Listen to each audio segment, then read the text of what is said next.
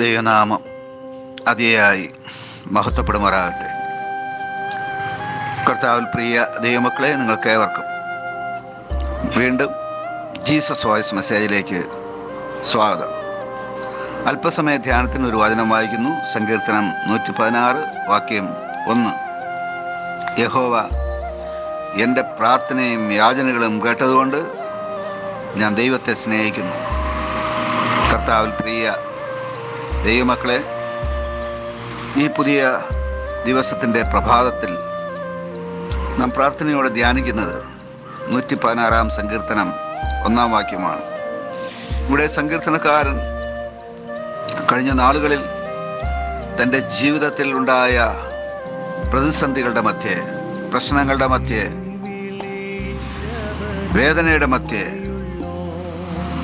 ദൈവത്തോട് പ്രാർത്ഥിച്ചപ്പോൾ ദൈവം കൊടുത്ത ഉത്തരമാണ് രേഖപ്പെടുത്തിയിരിക്കുന്നത്.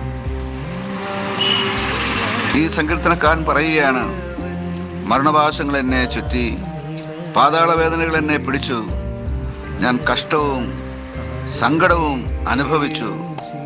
ഞാൻ ദൈവത്തോട് ഇപ്രകാരം പ്രാർത്ഥിക്കുവാനിടയായി, യഹോവേ എൻ്റെ പ്രാണനെ രക്ഷിക്കണമേ, യഹോവേ എൻ്റെ വൈരികളുടെ കയ്യിൽ നിന്ന് എന്നെ വിടുവിക്കണമേ, യഹോവേ കണ്ണുനീർ താഴ്വരയിലാകാതെ എന്നെ കാത്തുകൊള്ളണമേ എന്ന്.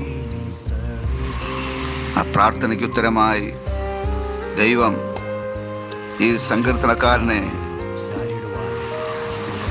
ആ മനുഷ്യൻ്റെ പ്രാണനെ മരണത്തിൽ നിന്നും, കണ്ണിനെ കണ്ണുനീരിൽ നിന്നും, കാലിനെ വീഴ്ചയിൽ നിന്നും രക്ഷിക്കുവാനിടയായി. ഈ നാം വായിച്ചു കേട്ട 116 സങ്കീർത്തനം 1 വാക്യം നമ്മെ പ്രബോധിപ്പിക്കുന്നത് പ്രാർത്ഥന കേൾക്കുന്ന ഒരു ദൈവമുണ്ടെന്നാണ്. പ്രാർത്ഥനകൾ സഫലമാകുവാൻ, പ്രാർത്ഥനകൾക്ക് ഉത്തരം ലഭിക്കുവാൻ, പ്രാർത്ഥനകൾക്ക് മറുപടി ലഭിക്കുവാൻ നാം മുട്ടിപ്പായി വിശ്വാസത്തോടെ, പ്രത്യാശയോടെ, പോരാട്ടത്തോടെ പ്രാർത്ഥിക്കേണ്ടതുണ്ട്. ഇതെല്ലാം പ്രാർത്ഥനയുടെ വിവിധ തലങ്ങളാണ്. ഉറ്റിരുന്ന് പ്രാർത്ഥിക്കുക, മുട്ടിപ്പായി പ്രാർത്ഥിക്കുക, പോരാടി പ്രാർത്ഥിക്കുക, മടുത്തു പോകാതെ പ്രാർത്ഥിക്കുക, മുഷിഞ്ഞു പോകാതെ പ്രാർത്ഥിക്കുക.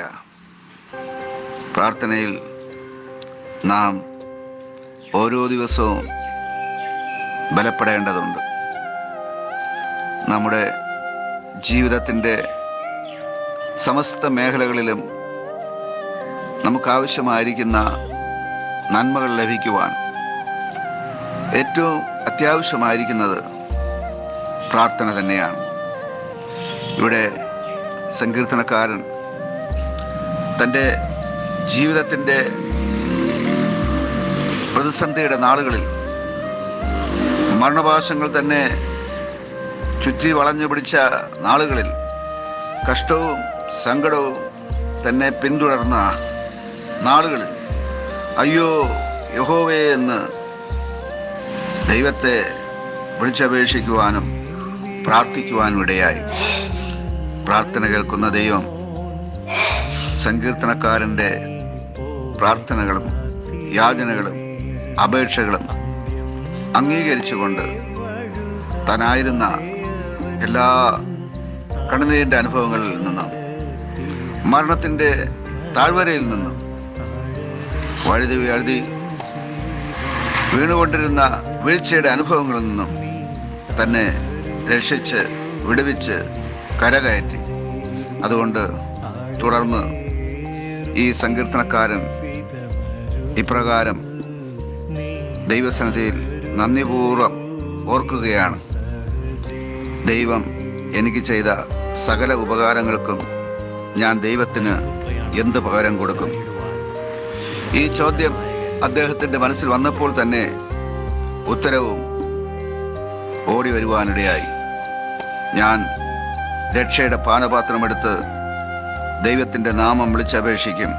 മാത്രമല്ല, ദൈവത്തിന് ഞാൻ എൻ്റെ നേർച്ചകളെ ദൈവത്തിൻ്റെ സകല ജനവും കാണെ കഴിക്കും.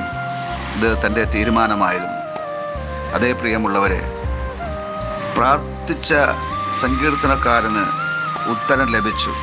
അതുകൊണ്ട് അദ്ദേഹം ഒരു തീരുമാനമെടുക്കുകയാണ്. ഞാൻ നിന്നെ സ്നേഹിക്കുന്നു, ഞാൻ നിനക്ക് നേർച്ച കഴിക്കും, ഞാൻ ഒരു സാക്ഷിയായിരിക്കും. ആമേൻ, ആമേൻ.